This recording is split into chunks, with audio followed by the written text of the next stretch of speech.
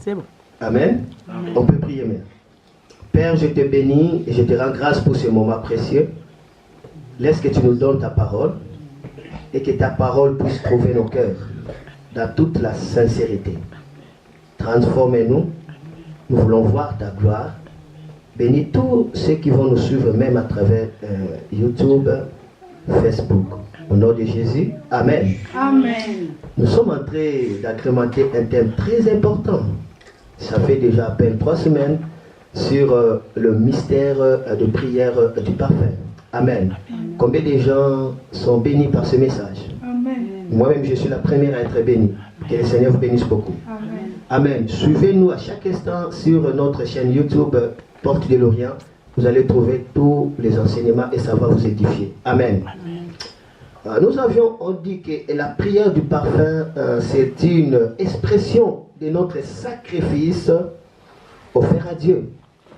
Et ce sacrifice, ça monte au ciel comme étant un parfum de bonne odeur. Et lorsque ça monte comme étant un parfum de bonne odeur, qu'est-ce que Dieu fait? Dieu respire ça. Amen. Vous savez que Dieu aime l'atmosphère du parfum. Et lorsque nous lui donnons, nous lui offrons des sacrifices sincères qui viennent de nos cœurs, qui touchent nos cœurs, cela monte dans les ciels comme étant de fumée blanc, plein de parfum.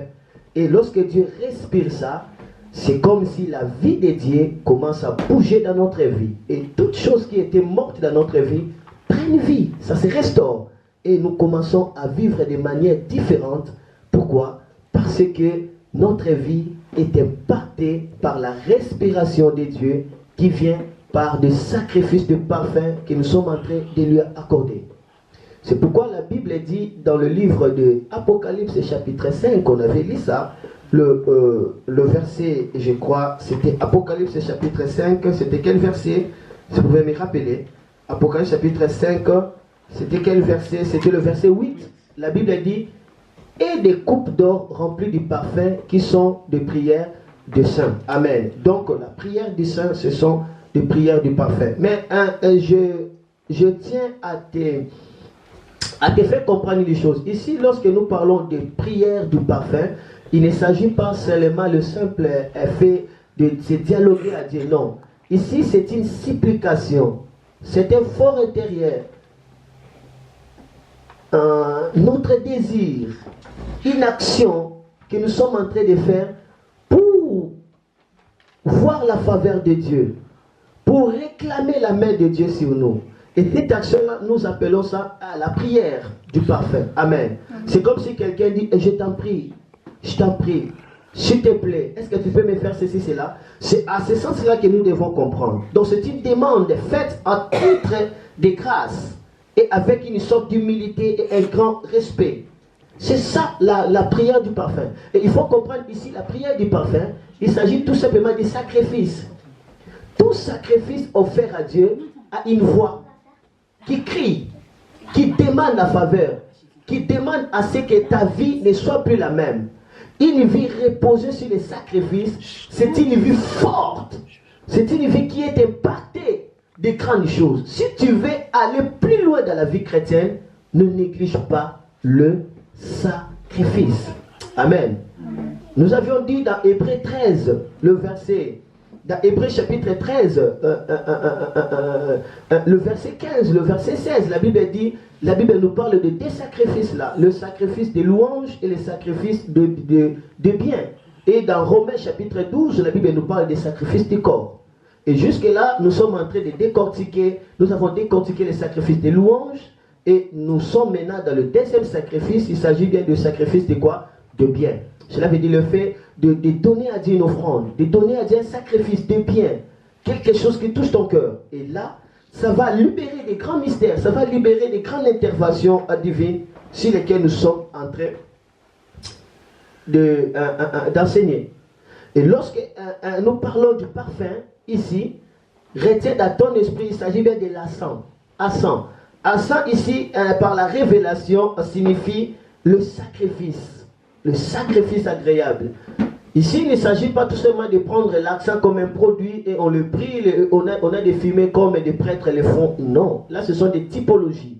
Mais aujourd'hui, l'encens que nous devons brûler devant Dieu, il ne s'agit pas de l'encens naturel, mais il s'agit seulement de l'encens spirituel. Ça veut dire des sacrifices que nous donnons à Dieu.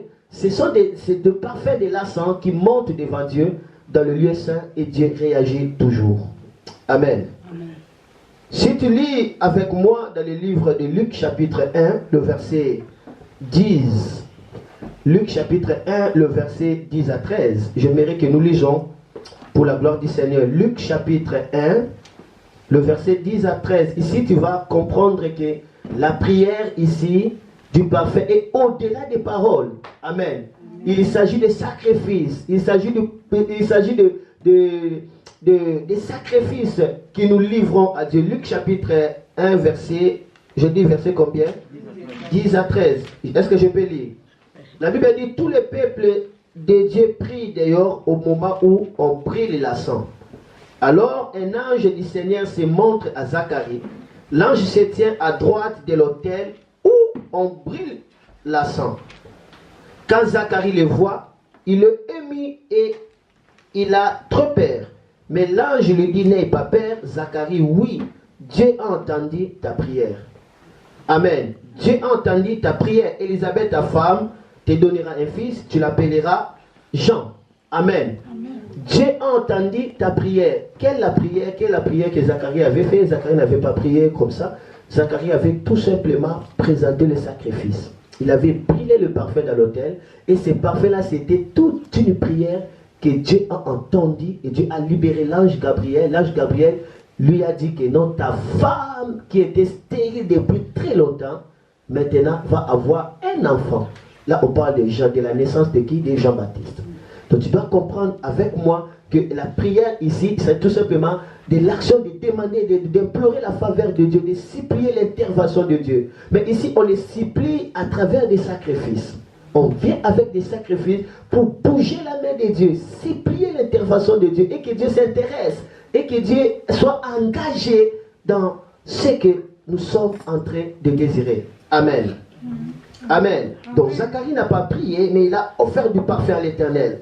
Et l'ange est venu lui dire que ta prière a été exaucée. Donc le fond des sacrifices, c'est une prière qui manifeste la gloire de Dieu et qui ne peut jamais manquer l'exaucement.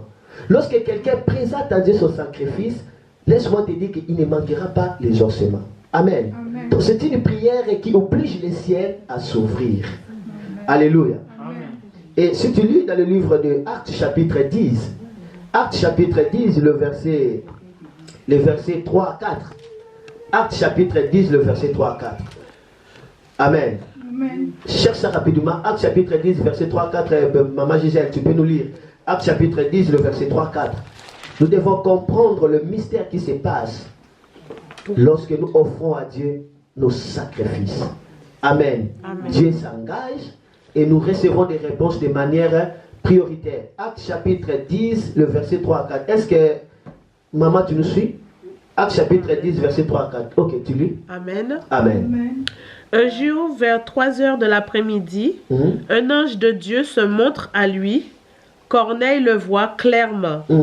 L'ange entre chez lui et lui dit, Corneille, celui-ci regarde l'ange et il a peur. Il dit, qu'est-ce qu'il y a, Seigneur?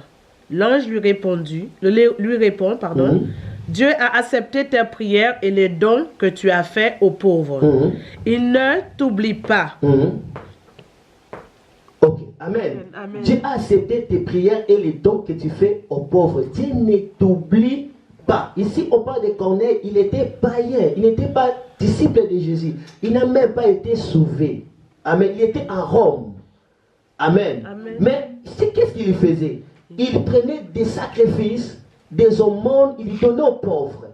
Amen. Et à cause de ces aumônes, à cause de ces sacrifices-là, Dieu a entendu ça comme étant la prière de quoi? Du parfum. Et Dieu a envoyé l'ange le visiter. Ça pourtant qu'il puisse même demander l'intervention de Dieu. L'intervention de Dieu est descendue directement. Donc tu dois comprendre qu'il y a une manière de déclencher l'intervention rapide de Dieu. C'est comme si en France comme ça, dès que tu es dans les capacités de se déplacer, tu es en agonie, on appelle quoi? Le service des pompiers. Automatiquement, c'est le pompier qui va venir là où tu es. Amen. Il te prend. Donc, il y a des dimensions dans lesquelles si tu actives, hein, c'est Dieu qui vient là où tu es. Il y a l'intervention divine qui se déclenche. Et c'est le sacrifice d'offrande qui touche ton cœur. Et tu donnes à Dieu. Amen. La Bible dit, Dieu a entendu tes prières et tes dons. Il est descendu.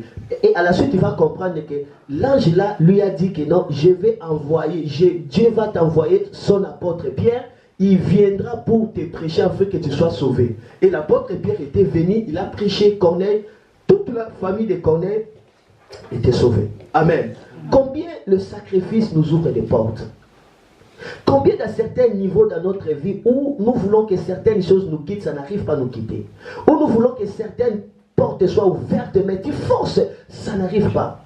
Si tu pries, tu vois rien ne change, change la méthode. Entre dans la dimension de la prière du parfait. Ici, on voit tout simplement des sacrifices. Amen. Il y a des offrandes provocatrices. Lorsque tu donnes ça, ça provoque la réponse de Dieu. Ça bouge les ciels. C'est la raison pour laquelle la Bible dit, mettez-moi de la sorte en épreuve par des dîmes et des offrandes, et vous verrez, si moi je ne suis pas capable de vous ouvrir quoi? Le fenêtre du ciel et de répandre sur vous la bénédiction. Et la Bible dit, sur vous je menacerai tout celui qui va vous menacer. Imaginez un grand Dieu qui a créé le ciel et la terre.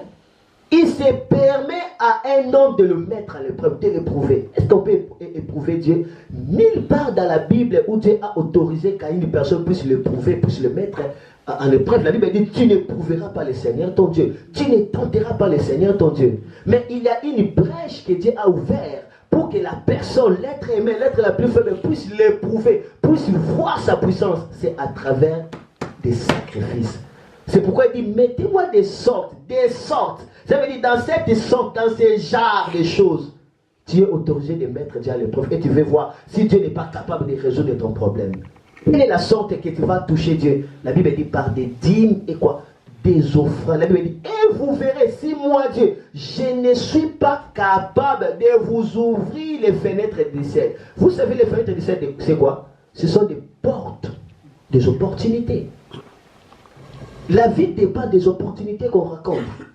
Et toute opportunité que tu es en train de rater, c'est comme si un avenir qui est hypothéqué.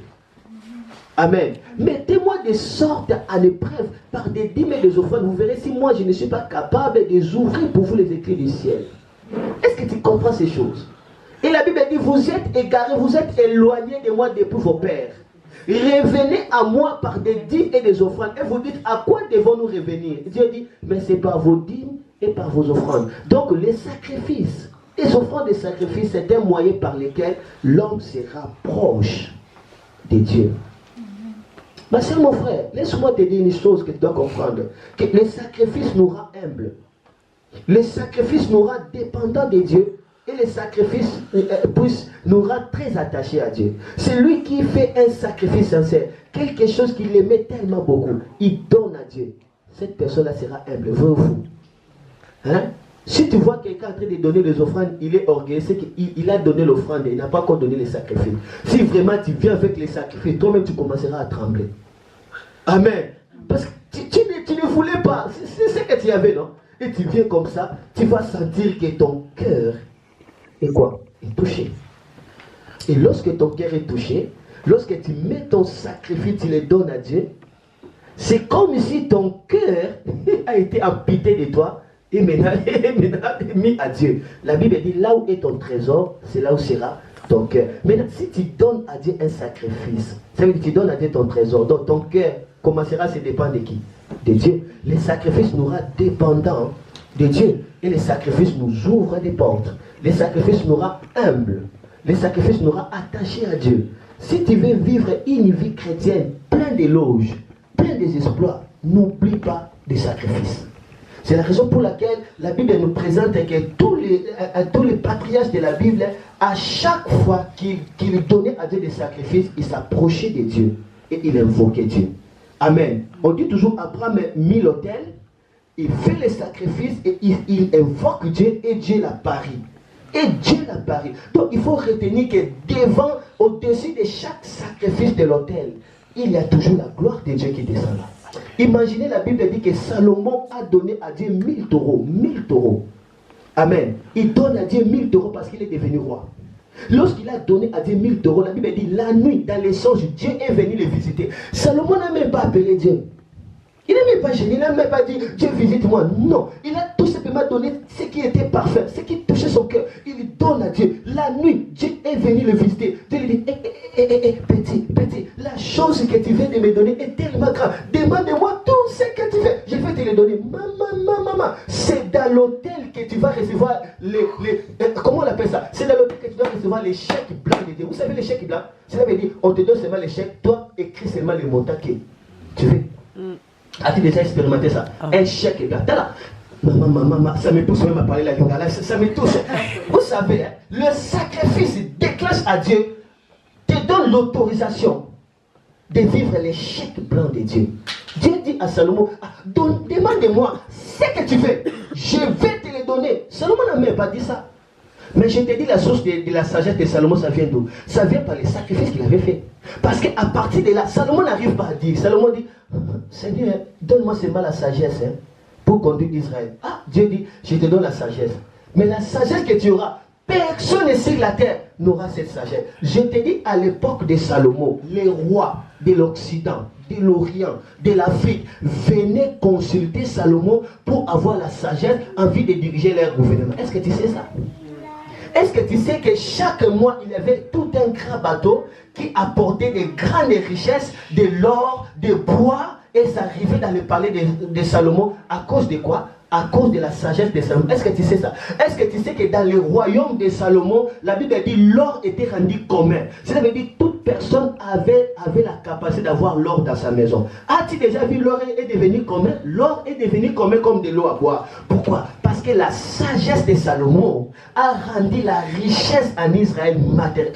Tu as besoin de vivre la sagesse divine, la richesse de Dieu, la gloire de Dieu. Mais il y a des chemins par lesquels ces choses te seront accordées. C'est aussi le chemin de sacrifice. Est-ce que tu veux que je parle de la part de Dieu?